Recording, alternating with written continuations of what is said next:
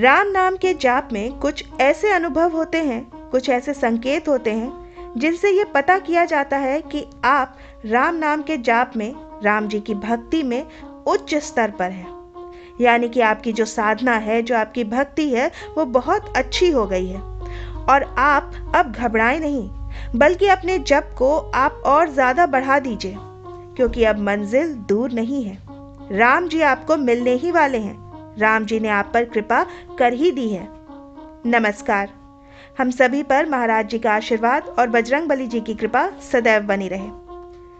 साधना सभी लोग करते हैं, लेकिन कुछ विरले ही साधक ऐसे होते हैं जिन पर भगवान की कृपा हो जाती है और उनको भगवान अपना बना लेते हैं। वो भगवान के प्रिय बन जाते हैं। लेकिन ऐसा नहीं है कि उन विरले साधकों में आपकी गिनती नहीं है। आपकी भी गिनती हो सकती है, लेकिन कुछ नियम होते हैं, कुछ परहेज होते हैं, कुछ संयम होते हैं, उनका आप पूर्णता से पालन करते हैं तो आप भी श्री राम जी के अनन्य भक्त बन सकते हैं। इसमें कोई संशय नहीं है। नाम भगवान में इतनी शक्ति सामर्थ्य मौजूद है कि नाम भगवान जब जिसको चाहे वैसा बना सकते हैं। नाम भगवान घोर से घोर विषयी को विरक्त बना सकते हैं। वो घोर से घोर पापी को ज्ञानी बना सकते हैं। नाम भगवान क्या नहीं कर सकते हैं।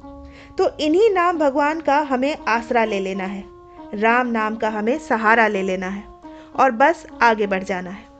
प्रभु आपका इंतजार कर रहे हैं। जैसे जैसे राम नाम का जापक अपनी साधना को बढ़ाता जाता है, उनकी साधना की जो स्थिति होती है वो चरम पर पहुंच जाती है।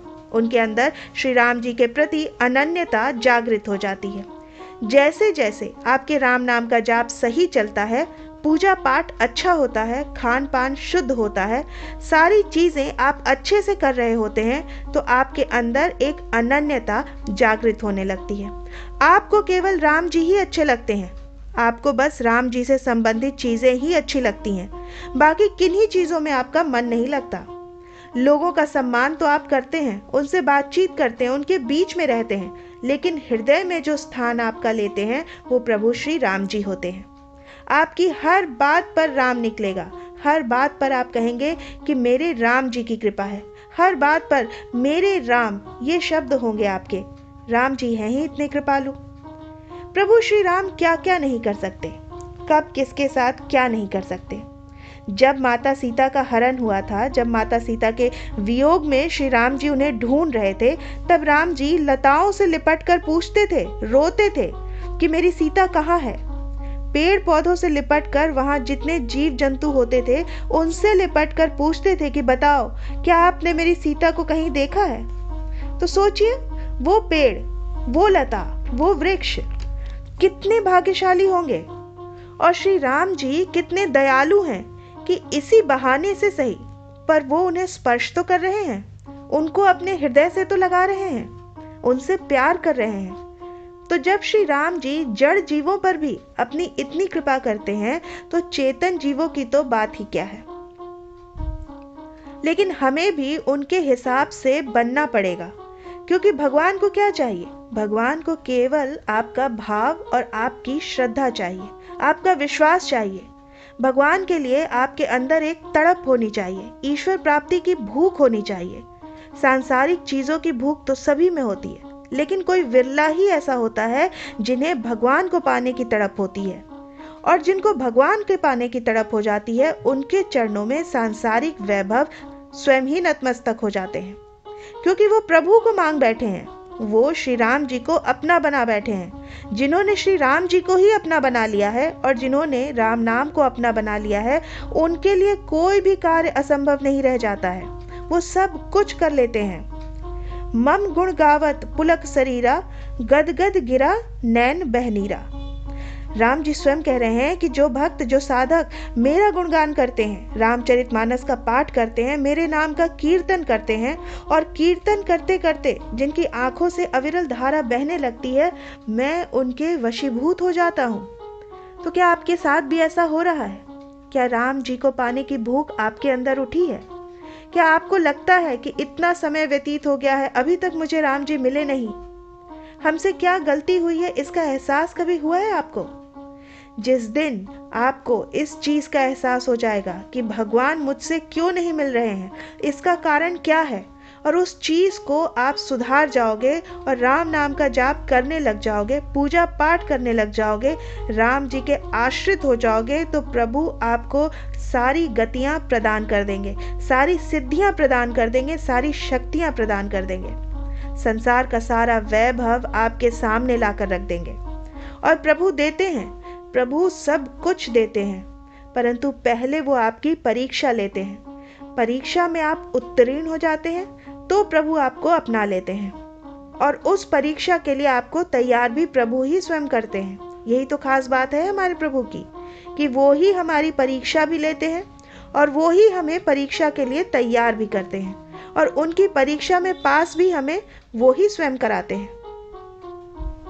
अगर आपका राम नाम का जाप करते समय आप भावुक हो जाते हैं, आपके नैनों से आंसू निकलने लगते हैं और आपका रोम रोम पुलकित होने लगता है और संसार की तरफ से आपका मन हट जाता है, प्रभु के चरणों में आपका मन लग जाता है, प्रभु के आप हो जाते हैं, तो बस प्रभु की कृपा आप पर बरसने लगती है।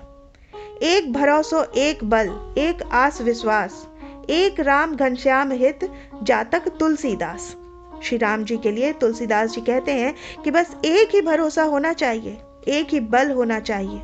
सभी के लिए कह रहे हैं कि एक भरोसो एक बल, एक आस विश्वास, कि प्रभु श्री राम जी ये आपका बल है, आपका भरोसा है, संसार में कोई नहीं है, प्रभु बस आप ही मेरे हैं।